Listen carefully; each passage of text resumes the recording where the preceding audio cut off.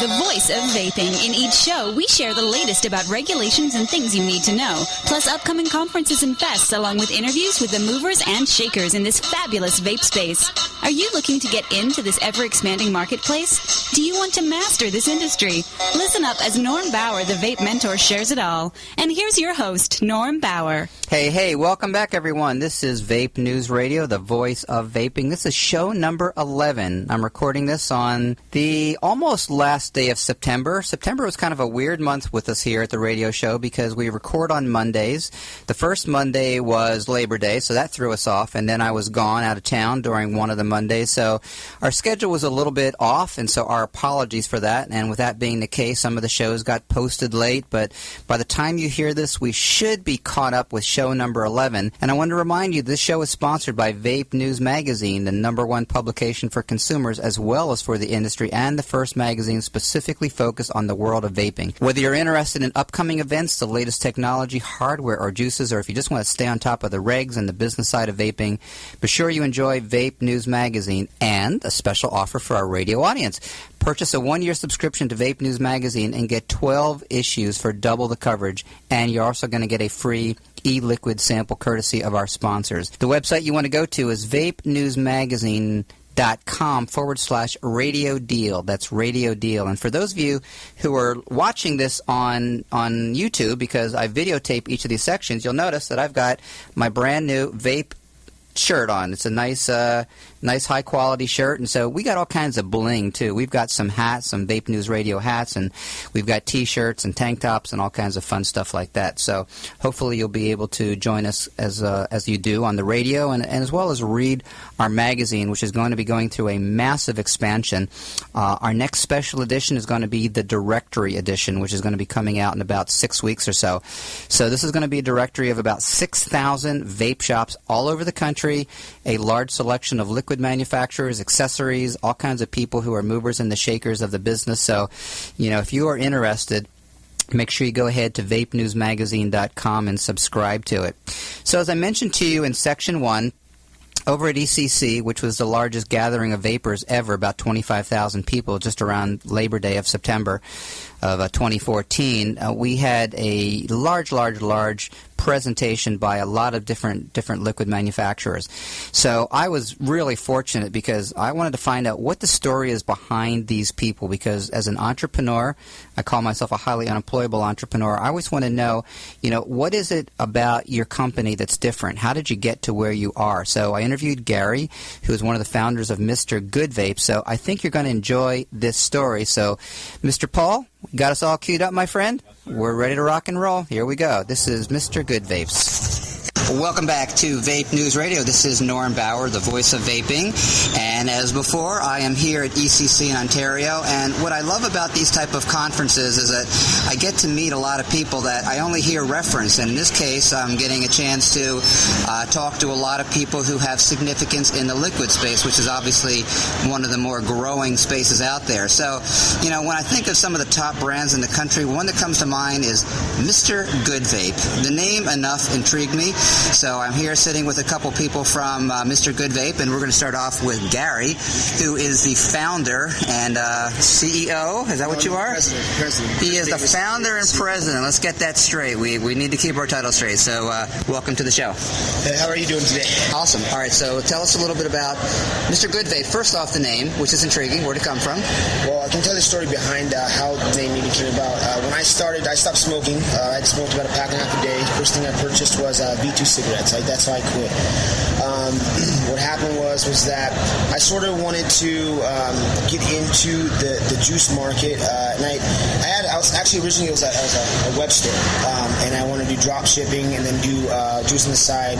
And how Mr. Good Vape came about, the actual name itself was that I used to buy URLs often.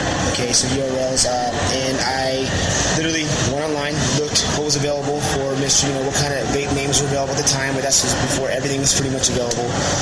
Got Mr. Good Vape, purchased Mr. Good Vape along with about, I think, 8 other URLs, and purchased that, and then I actually ended up drawing a piece of paper, and it was actually hand-drawn with the pencil. Mr. Good Vape was completely different, sort of same face, but it actually had a ball cap on there, and I I worked with also Chris Davis at the time, and we did. Was it telesales? Yeah, we worked in sales and marketing. We helped marketing for other businesses. And what happened was, at the time, Chris knew the biggest distributor out there, which was Vape Revolution. And so we got together, and then we went down Vape Revolution. It wasn't really even about the juices at the time. It was more, I think, about drop shipping from the website. Right. And CJ gave us pretty much an opportunity that says that if we were able to, produce really good juice, he would, try it and carry it. And that's pretty much how Good Vape was essentially born. And then that's when, Chris and I together, worked on this. And then I just secured funding myself with my lady. I put my last $2,500 to my name on that, risked everything. I had no job at the time. Because I think we just got laid off, actually. So I put everything on the line. I had no money besides that. And that's pretty much essentially how it started. Well, that's the way entrepreneurs roll, Gary. We put our asses and we put our money on the line, and that's just the way it is. And that's the only way to get ahead in today. You can't. Nothing's going to be given to us. We have to be able to recognize opportunities, which you did, and you took it. So, is there any variation of the old? So I'm old enough to remember Mr. Goodwrench. A lot of the people who are listening to this right now might not, but Mr. Goodwrench was a kind of like an iconic figure for General Motors, and so any takeoff on that, or just Mr. Good Vape just resonated with you? I don't remember that. I don't want to date you. Oh, dude. Oh, I feel old now. Interview's over. And that's pretty much it. Chris has known me for a long time too. I just buy a lot of stuff. I don't even like Mr. Good Vape. To me, it just sounded good when I purchased the URL, and then when I called Chris, I even told him that it doesn't sound like a good name too. Okay. And it's just like, yeah, it sounds good. And then so it was lucky that I had it in the back. It was sort of in my back pocket, but I don't think that any of us, Chris and I, even knew that. When we started, it was like we drove home. We're like, awesome, we have to work on some juice. All right. So when did you actually launch your venture, Gary? Chris. So this is Chris Davis. He is the what's your position? The CEO. CEO. Okay. So when did you actually launch? Well, like Gary was saying, in 2010, he came up with the name. He had called me, and we just both really loved it. And then it was about 2012. Again, when he invested that money with his wife, he said, "Hey, Chris, this is all I got. Can you make it happen? What are you going to do?" And I said, "I don't know. Let's look at nicotine costs. Let's look at extracts. Let's look at the market. Let's go up to LA and talk to our friend CJ at Vape Revolution that I've known for 15 years. Let's look at that stuff before we spend anything." We went up there, and like Gary said, if we did a good job and came up with something, he would run the product and help us brand it. So at that point, we crunched the numbers, and we started playing with stuff, and we came up with this sugar cookie, butterscotch, graham cracker cookie. The stuff that politicians like to think that you're using to lure the kiddies into the business, right? Well, I think as an adult myself, I like butterscotch. I ate a sugar cookie the other night. No, I get that. I get that. I just think that their accusations are unfounded, that they think that a lot of these flavor names are designed to entice children, which is just total bull. Totally lack of awareness. On my standpoint on that too with the government, it's like, if they really want to throw that in our face, so why are they giving children untested drugs, and that your kids giving them injections and vaccinations that are now killing our kids? But that's okay though. Okay, that's totally okay for them to do that. It's okay for them to even like if you want to compare, let's say, tobacco products. We're not even a tobacco product. Our nicotine, nothing that is on our product comes from the tobacco plant, period. I get that. You're going from your tomatoes, your bell peppers, eggplant. Your eggplant. That is not a tobacco product. So if they're gonna tax that for that, then that means I gotta go to Olive Garden, and every time I eat the spaghetti, I have to pay a tobacco tax. Is that how it's gonna go? Because if they're gonna break it down like that, and on top of that, caffeine. Caffeine itself, nicotine in isolated form does not cause cancer, nor does it mutate cells. Okay, caffeine itself, you have too much of that, yeah, you can die. But whose fault is it? Yeah, if you have 16 monsters in a row and you go run a mile and you drop dead, whose fault is that? It's not Monster's fault. I get it. It's the person that drank 16 monsters in a row and went running. You know what I'm saying? Like, that's how I feel about that. I think the education of the public is really up to the public, because the government's not looking out for us, they're looking out for themselves. They're looking at how can we make the most money off this, and what is it affecting? You have your pharmaceutical companies that don't want us, because guess what? They make billions off the gum. They make billions off your patches. Okay, and well, I'll tell you what. Let me stop you in mid-thought there because I want to kind of switch direction and not so much talk about that, but talk about your company, if that's okay. Okay, no, I thought when you said about that, about the whole... No, that's cool. So let's go ahead, and I'm going to bring this over to Corey. Corey is the PR media guy, so welcome to the show. Hey, thank you. Thank you for having me on the show right now. You know, I'm really glad that I got to connect with you, and you know, I came on to Mr. Good Vape earlier this year, and you know, we really started looking at different directions, seeing how these guys have grown and how big the company has come so quickly. I've known Gary from childhood, man. I mean, we lived a few houses down from each other, so we were in the same neighborhood. So he's known me probably, Gary, like almost 20 years? 20 plus years. Yeah, right. So, you know, it's been a good amount of time. And so when he told me about it, and I had a background in already, you know, working with magazines and working in corporate world, doing stuff that was media driven, doing stuff that was writing press releases, and you know, I was going through my own struggles and trying to get up on my feet, and he had this great opportunity for me to bring some of my visions along board. So that's what we did, and I wanted to go ahead and take Mr. Good Vape into tapping into areas where I felt they could even be stronger, and that was the urban demographic, really taking the vape juice to plug into there, because I didn't see vape being that big in that area. All right, so define what you're talking about there in real life terms. So when you say the urban Black community, hip hop, you know, R&B, music, all that type of stuff, being able to get Mr. Good Vape a face to be the first really in that area. And, you know, it started working because the flavor and the product kind of speaks for itself. So we don't have to really push it on anybody. We just have to get them to try it. And we started doing that by getting great artists to go ahead and support the stuff that we're doing. One was Emerson Wendy, and, you know, having him go and stand behind what we were putting out and putting us on the biggest, you know, website for hip-hop in the world, which was World Star Hip Hop, and, you know, getting us out there where, you know, we were seen by 15 million different viewers. Awesome. You know? So would you say that was a big part of your growth? Because Corey, when I look at, you know, the names that I know, you know, right. you guys are one of the tops that come. You guys are one of the tops that come into the name. And so, would you say, you know, how did you guys elevate Mr. Good Vape to where you are prior to that? I mean, is it just because of the number of retail presences that you have, or is it because of a very specific marketing direction? Or? I would say Chris Davis can answer some of that. What we always wanted to do was be part of the community. We wanted to talk to people, be real with people, and just be cool with people. We're vapors ourselves, so we try to strive for the best flavor, the best product, the best marketing, the best packaging, the best staff. We try to integrate with the community, ask what they want, try to provide what they need, stay on point with technology, and we try to do it in every country. We try to figure out each demographic, from regulation to flavor profile. At the beginning, it was what tastes good to us. Now it's, we can't think in those terms. It can't be niche. It can't be what does Chris like, what does Corey like, what does Gary like. It has to be what does the worldwide palate like. What's going to work for the sale today? What's going to work for the sale every day? What is going to become a sustainable brand? All right, so with that being the case, do you have different flavors, say, for the U.S. market versus the overseas market? No, what we do is we spend a lot of time, and I think this is what separates us from other companies. Please.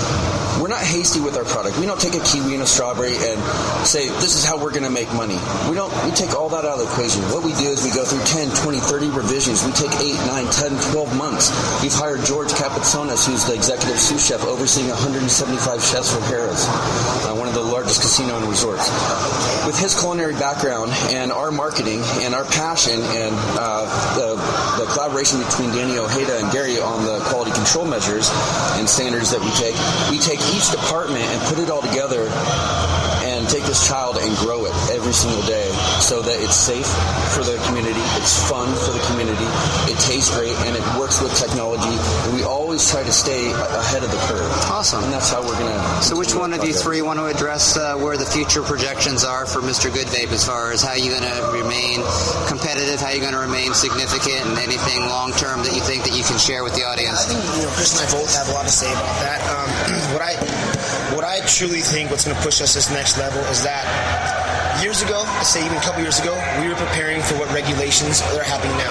That's very smart, and that's the way that everyone should think right now. And that's what we've done. Like, instead of just throwing out tons and tons of money and doing every expo there was, Chris and everybody, that's involved in Good Vape, we went and built, class 10,000 clean rooms. We literally class 10,000 clean rooms. We brought in Danny Ojeda, which came from Abbott, which was doing heart stints. So we are preparing ourselves to make sure that whatever the FDA throws at us, that we're going to be above and beyond that. I figure that if I can make juice in an area where you can press pills to give to people to consume, like say in the pharmaceutical industry, why can't that be safe, and why can't that be a good move for us to continually make the best and safest product out there? And even like regulatory measures, a lot of companies right now will send their juice to anywhere in the world. Guess what? We won't do that. We have distributors right now that will take our juice, let's say in the United Kingdom, we're in a great company called Cloud9 out there. We won't send them juice because we want to make sure that our packaging is perfect. That the child's juice, the CRCs is perfect. I think that's what's going to make us grow and set standards, because I will tell you right now, I have labels that I created 2 years ago that people just now are using. You know what I'm saying? So you're patient, and I think patience is vital in this industry. I feel like this: if we're always ahead of the curve when it comes to safety, we have one of the very best people. I mean, pretty much we replace everything with the best person as we can grow and afford those people. And we, like for instance, like myself, I know I do Gravitron now, and that's all I do, a lot of it. You know what I'm saying? I want to, eventually have somebody just do that for me, so when I have more free time. Chris put a lot of stuff off his plate, so he has more free time. And I just think if we put the best people in our, their chest of people to make Mr. Good Vape, I think that's what's going to make us ahead of the curve every single time, because awesome. I don't want, like I said, pretty much, I don't want to be the first person to injure somebody, first company to injure somebody. You know what I'm saying? I don't want to have the first person that, a kid drinks that, or does something horrible that, we want to make sure all the preventive measures are there so that we can influence not even the vaping community, but other vendors as well. You know what I'm saying? Set the lead for that. In addition, pertaining to the original question, what's going to keep us on the edge as far as growth? Obviously, the safety is critical for Mr. Good Vape. We're sticklers about all this stuff, document control, how we do things. Okay, but this pertains to the growth of the sales as well. We're getting into OEM, we're getting into fulfillment, we're getting huge conveyor machines to do speed runs at 6 million bottles per machine. We can run vats like a brewery does with certain types of agitation and processing that we do, and then run it on a control where we run it. In addition, we have a second juice line of our own that we have partnered with somebody else in the industry, and we're going to be launching that here next year. Awesome. That's going to be a big deal because that's walking into quite a bit of stores. All right, so we're coming down to the end, and I'm going to turn this over to the marketing guy, Corey. And should someone contact you for more information, where would they go? Website, email, phone number? Yeah, they can always go directly to MrGoodVape.com. You can reach... And it's Mr. with an MR. Yeah, with the MR. You can always reach us there. You can reach me directly at Corey@MrGoodVape.com. And, the important thing that we want to make sure that we do, everything that Gary went over, everything that Chris went over, is to educate and let our customers know what type of company that we are and what precautions we're willing to take to make sure that they get the best product available on the market. And that's important to us. Nothing else is more important than the health of each consumer and also each vendor that we end up dealing with. So go ahead, and also you can reach us at Mr. Good Vape at Twitter, and our Tumblr's the same. So any social media outlet you type Mr. Good Vape into, they'll find you. You'll find us. Awesome. Well, listen, guys, on behalf of Vape News Radio and Vape News Magazine, thank you very much for participating, and continue on with ECC, and good luck. Thank you. Thank you. It was an honor. It was definitely an honor meeting you, and I really, good luck on everything. Your magazine is wonderful, and thank you so much. It's an honor for us to be here and being with you too. So thank you. I appreciate the opportunity. Thank you, Norm. Yeah, absolutely. We're humbled. All right, guys, don't go away. We're going to be right back.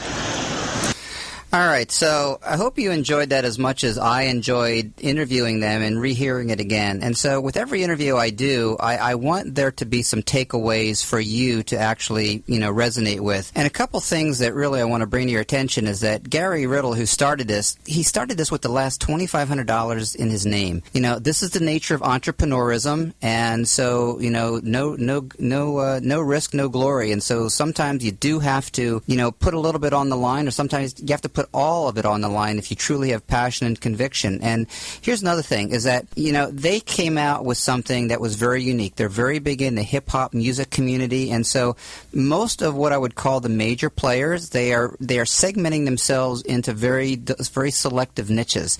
And they are, Mr. Good Vape is doing that as well. Everyone has to be different. Everyone has to be different. So here we had Gary, who is the president, and Chris, who's the CEO, and Corey, who's the marketing guy. So, what normally starts as a solo entrepreneurship, which means one person or maybe two people or maybe a spouse involved, guys, it has to grow to be professional. It has to grow to be professional. You have to do it with intentions, with strategic guidance. That's where I specialize in VapeMentors, is I help people put together the business strategy. And another takeaway that I got from this, which unfortunately is way too true, is that, Paul, I hate to say it, dude, but I'm old, because while I was listening to that, and when they scoffed when I said, does it have anything to do with Mr. Goodwrench?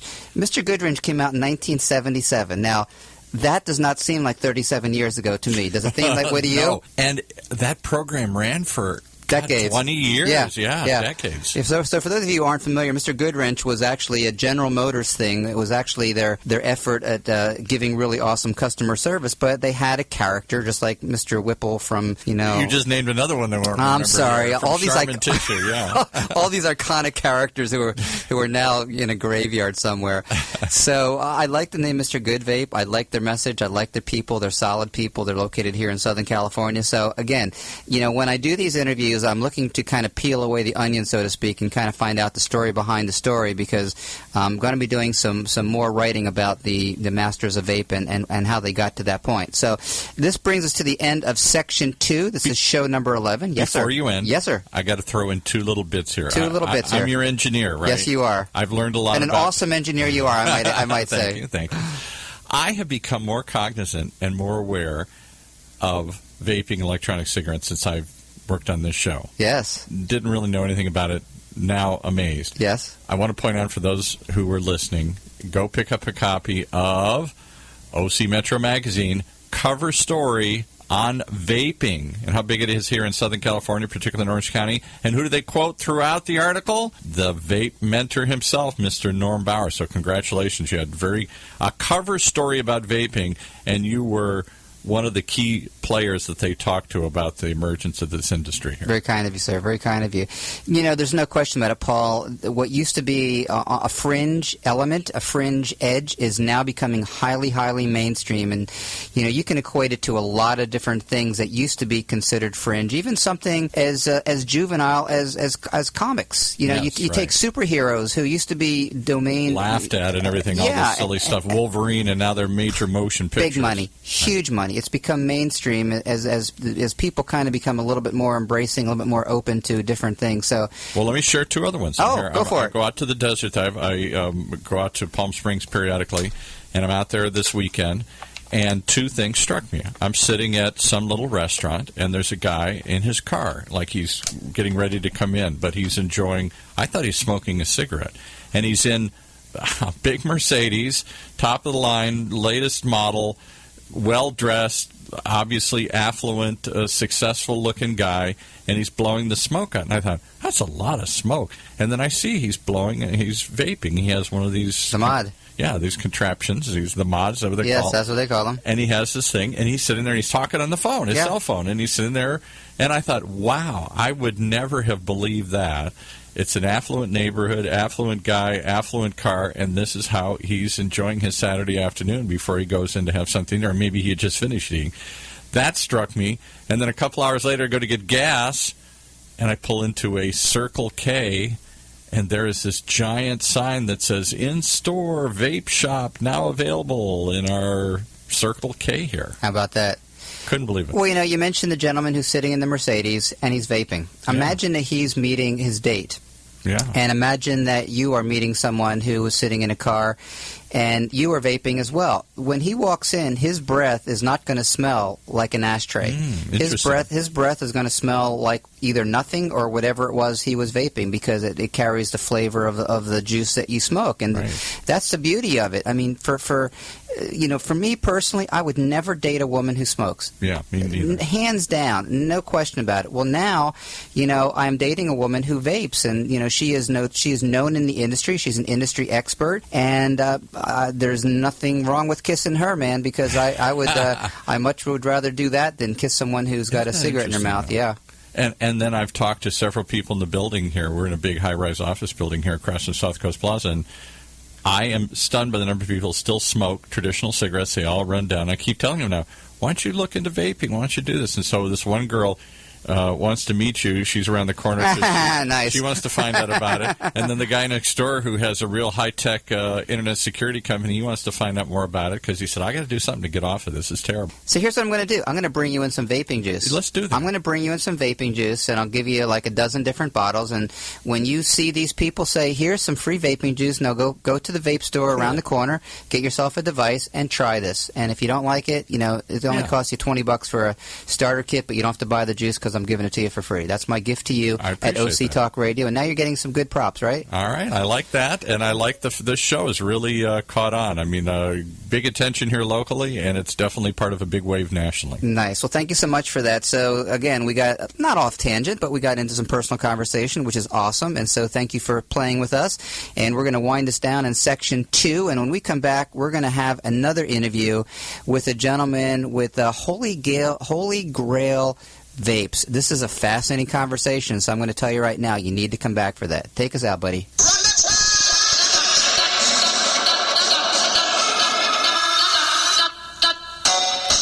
As always, you're listening to the only show that covers the vape news industry, the vape industry in total, Vape News Radio. The voice of vaping with your host, Norm Bauer, the Vape Mentor.